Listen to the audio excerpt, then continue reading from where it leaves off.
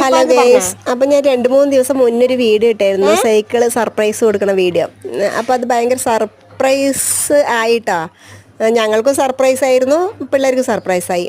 അപ്പോൾ അതിൽ ഒരു മോളെ സൈക്കിള് മാറ്റി വെച്ചിട്ടുണ്ടായിരുന്നു ബാക്കിലേക്ക്. അത് ഇവള് മദ്രസയിൽ പോയിരിക്കുകയായിരുന്നു, അവളിവിടെ ഉണ്ടായിരുന്നില്ല. അപ്പോൾ ആ സൈക്കിള് മാറ്റി വെച്ചിട്ട് ഇവള് വരുമ്പോൾ റിച്ചുവിൻ്റെ സൈക്കിൾ മാത്രം ഫ്രണ്ടിൽ വെച്ച് നമുക്ക് അവളെ ഒന്നും കൂടെ സർപ്രൈസ് ആക്കാന്ന് പറഞ്ഞിട്ട്.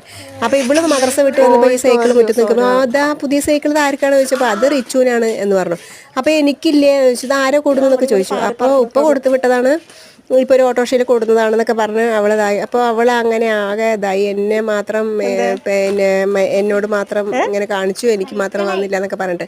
അപ്പോൾ നമ്മൾ കുറച്ച് നേരം അവളുടെ ആ ഒരു മുഖഭാവവും അവളുടെ എക്സ്പ്രഷനും ഒക്കെ കഴിഞ്ഞ ശേഷം നമ്മൾ പറഞ്ഞു ബാക്കിൽ കോഴി മുട്ടയിട്ടിട്ടുണ്ട്, അപ്പോൾ അതെടുത്ത് വെക്കിയെന്ന് പറഞ്ഞു.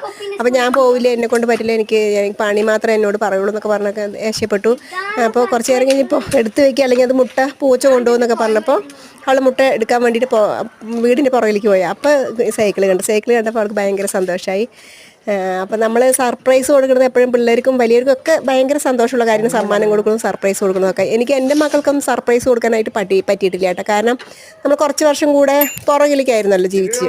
അപ്പോൾ നമുക്ക് അതുകൊണ്ട് സാഹചര്യങ്ങളും അങ്ങനെയായിരുന്നു, നമുക്കതിനൊന്നും സാധിച്ചിട്ടുണ്ടായിരുന്നില്ല. അപ്പോൾ ഇനി ചിലപ്പോൾ സാധിക്കുമായിരിക്കും, കാരണം നമ്മൾ കാലത്തിനൊപ്പം നീങ്ങണമല്ലോ. അപ്പോൾ എല്ലാവരും ഒന്ന്